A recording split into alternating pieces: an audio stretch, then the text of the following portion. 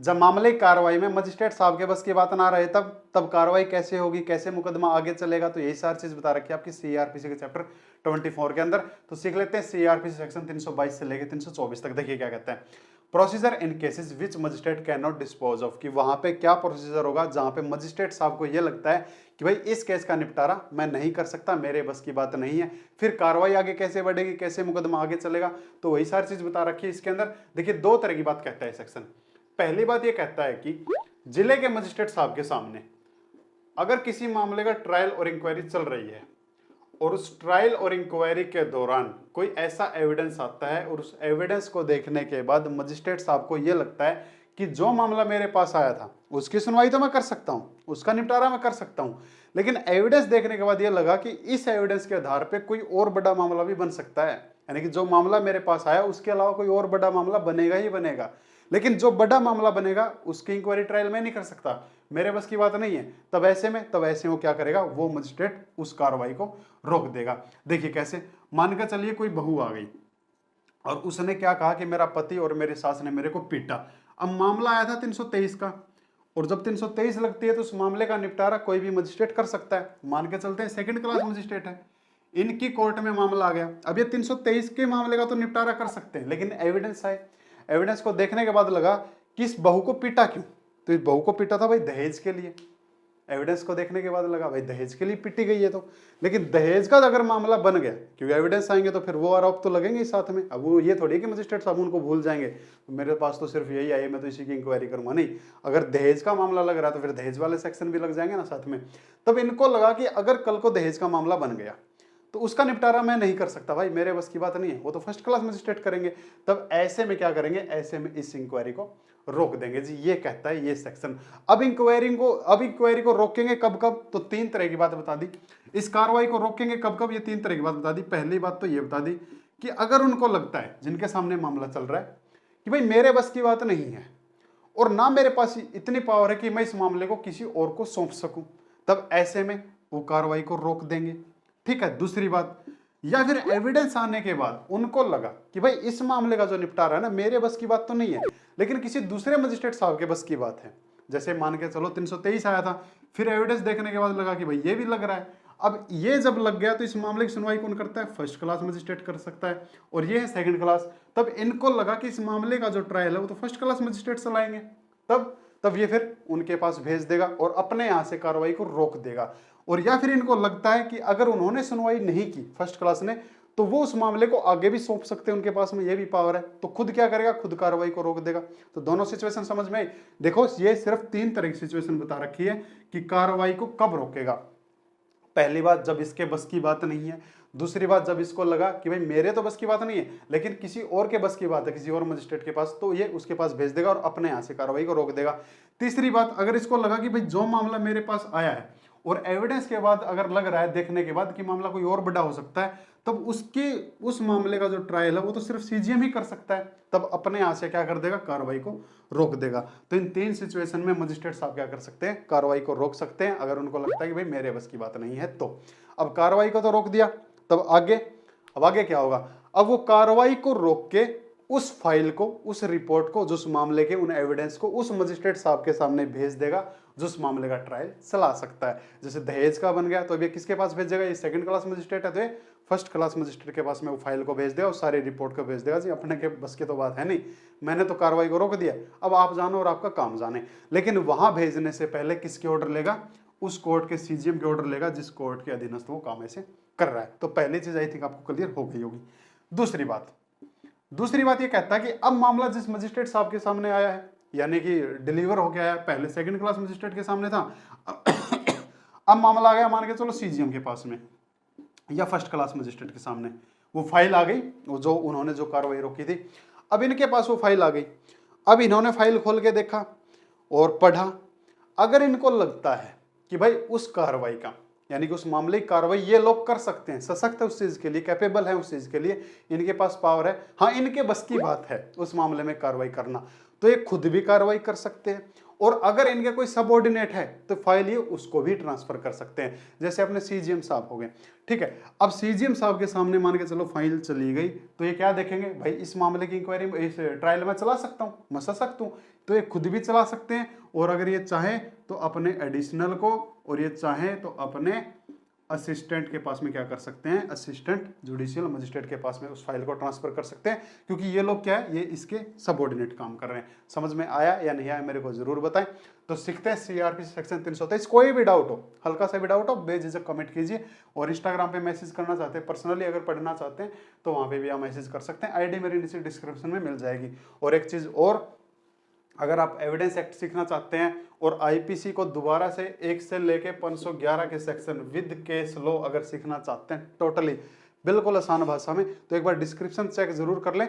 उसके लिए क्लासेस अभी रिकॉर्ड हो रही है क्या, लेकिन क्या पता आप 2 महीने 3 महीने बाद ये क्लास देखो तो तब तक पूरा कोर्स आपको मिल जाएगा यहाँ से ले यहाँ तक। और भी जो अदर एक्ट है, जैसे एनडीपीसी एक्ट हो गया, कॉन्ट्रैक्ट एक्ट हो गया, रिलीफ हो गया, टोटली आपका लॉ का पूरा जुगाड़ मैंने कर रखा है, एक जगह ही मिलेगा। ये पूरा जंक्शन है आपके लिए, आपको कहीं और जाने की जरूरत है नहीं।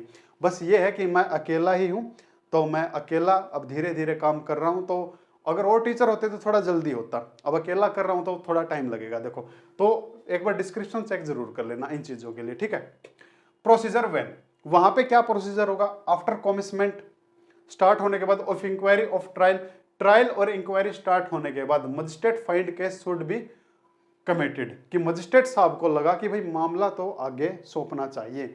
मामले का ट्रायल चलने के बाद, इंक्वायरी चलने के बाद अगर मजिस्ट्रेट साहब को लगा कि शुड बी कमिटेड, कि मामला तो आगे सौंपना चाहिए, अपने बस की बात नहीं है, तो वहां पे क्या होगा भाई, वहां पे क्या प्रोसीजर होगा। तो यही सारी चीज बता दी सेक्शन के अंदर। एक ही तरह की बात बताता है, ये कहता है कि अगर कोई मजिस्ट्रेट किसी मामले का ऐसा ट्रायल चला रहा है, इंक्वायरी चला रहा है, और उसको लगा कि हाँ कि कोई भी वो लास्ट डिसीजन उसके अंदर दे सकता है, फिर उसको लगा कि नहीं मामला आगे सेशन कोर्ट में सौंपना चाहिए, तो वो जो उसका लास्ट डिसीजन होगा उसके ऊपर साइन करने से पहले वो मामले को कहां पे भेज देगा, सेशन कोर्ट में भेज देगा जी। ठीक है भाई, अपने बस की बात नहीं है, इसको सेशन कोर्ट में भेजो। ठीक है, तो उसको कहां भेज देगा, उस मामले को सेशन कोर्ट में सौंप दिया जाएगा। अब सेशन कोर्ट में मामला कैसे सौंपा जाता है, तो ये चीज हमने कहां सीखी थी, सीआरपीसी सेक्शन 209 के डी के अंदर, कि वो पीपी साहब को बुलाएंगे कि पीपी साहब आइए और इस मामले को सेशन कोर्ट में लेके जाइए, और फॉर्म नंबर 31 के तहत, ठीक है, सूचना देते थे किसको, पब्लिक प्रोसिक्यूटर को, कि मामले को भाई वहां पे लेके जाओ। जब मामला सेशन कोर्ट में जाएगा, देखिए मैं दोबारा बता देता हूँ सेक्शन कहता क्या है। ये सेक्शन ये कहता है कि मामले की इंक्वायरी स्टार्ट होगी, ट्रायल स्टार्ट हो गया, उसके बाद अगर मजिस्ट्रेट साहब को लगा कि नहीं इसकी इंक्वायरी ट्रायल हमको नहीं करना चाहिए, ये मामला तो सेशन कोर्ट का लग रहा है, तो सेशन कोर्ट को सौंप देना चाहिए। अगर उनका लग रहा है तो फिर मजिस्ट्रेट साहब क्या करेंगे, जो भी उनका डिसीजन होगा लास्ट, उसके ऊपर साइन करने से पहले उस मामले को सेशन कोर्ट में सौंप देंगे। और सेशन कोर्ट में सौंपते कैसे हैं, 209 के डी के तहत आपको बताया गया कि पीपी साहब को फॉर्म नंबर 31 के तहत लिख के दे देंगे कि इस मामले को सेशन कोर्ट में लेके जाओ, और सारी फाइल विल सब भेज देते हैं। ठीक है, अब मामला चला गया सेशन कोर्ट के अंदर।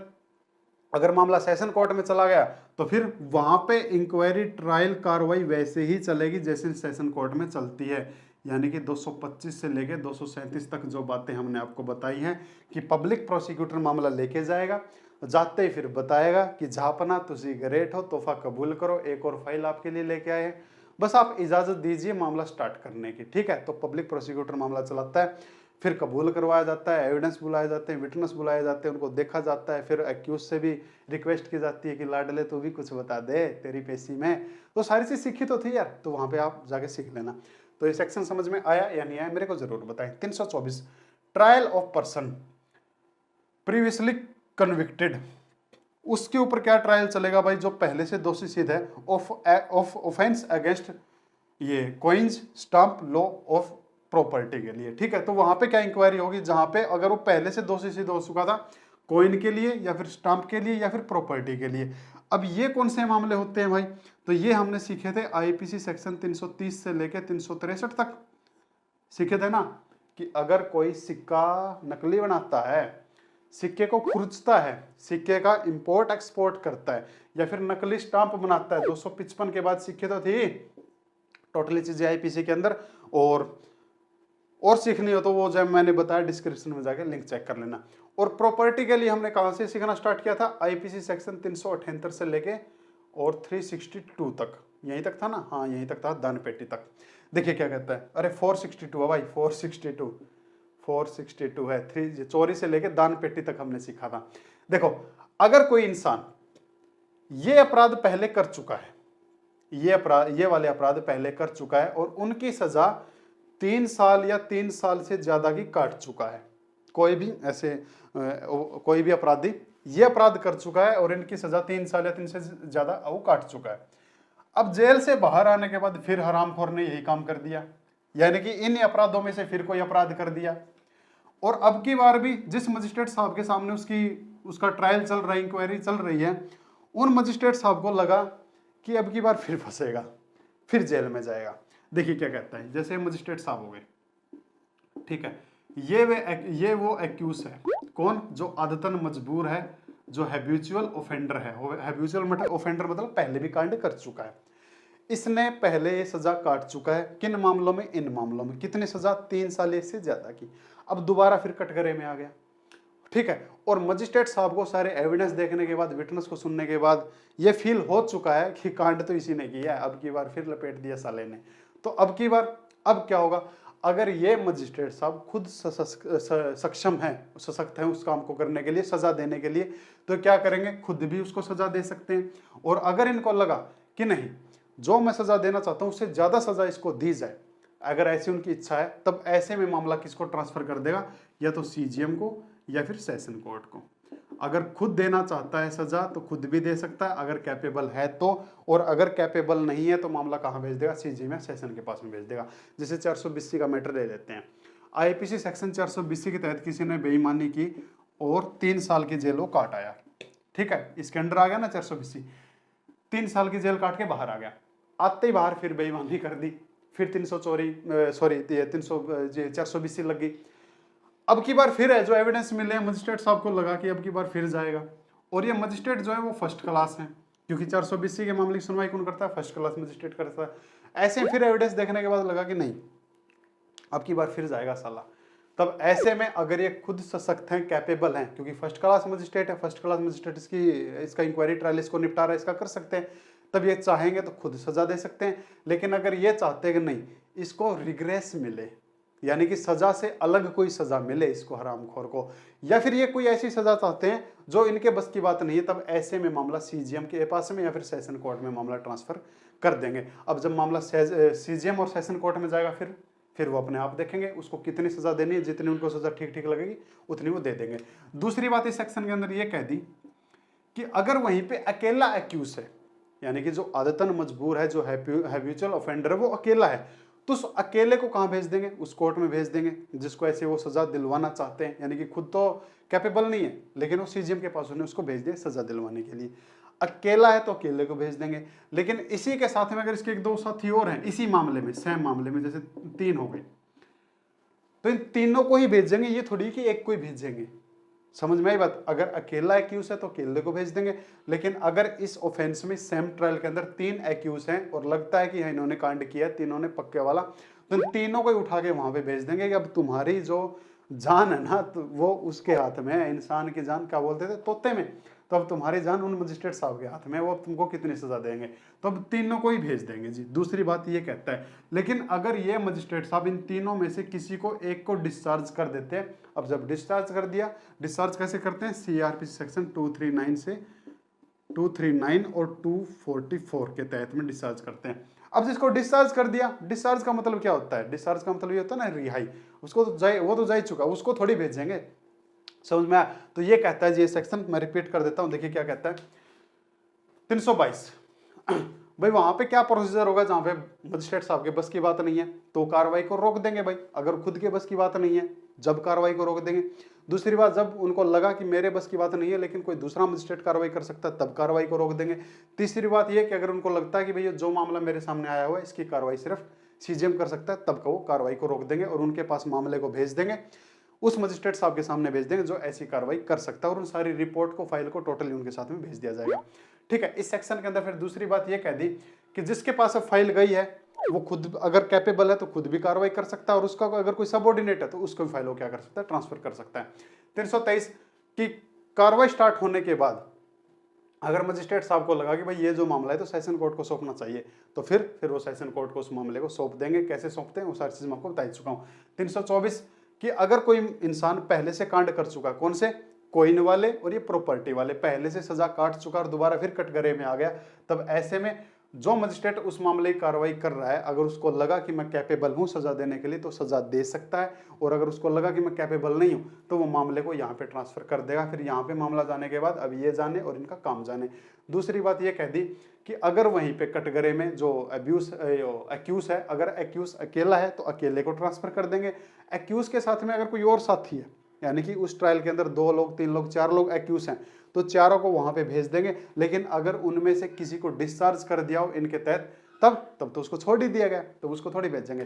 तो ये कहता है जी सेक्शन। तो सीखते हैं आगे के सेक्शन 25, 26 और 27, फिर आपका चैप्टर कंप्लीट हो जाएगा। थैंक यू भाई।